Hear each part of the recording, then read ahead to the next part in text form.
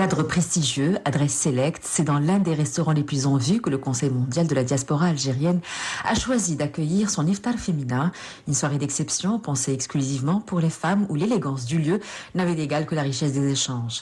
Avocates, médecins, entrepreneuses issues de la diaspora comme de l'Algérie, des femmes aux trajectoires remarquables, réunies pour la première fois autour d'une même table, et pour beaucoup, cette initiative revêt une signification bien particulière. Ça fait du bien, parce que le fait de ne pas se sentir isolé, eh bien ça nous renforce. Et nous avons besoin de ces moments de convivialité, de chaleur, de partage et de fraternité. Dans ce cadre feutré, loin de l'agitation du quotidien, les barrières sont tombées naturellement. Profession, ville, parcours, tout devient prétexte à se reconnaître et à se retrouver. Ça m'a permis de rencontrer beaucoup de femmes, entrepreneuses, mamans, avocates, médecins. Ça nous a permis de se renforcer entre nous. On a partagé, on a été avec d'autres femmes qui nous racontaient leur parcours.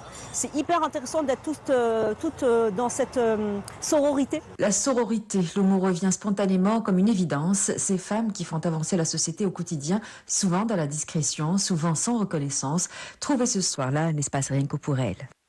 Les femmes les plus silencieuses et celles qui font avancer tous les jours notre société. Ça fait du bien d'avoir un moment qui nous est dédié. Des témoignages intimes, des parcours qui forcent l'admiration.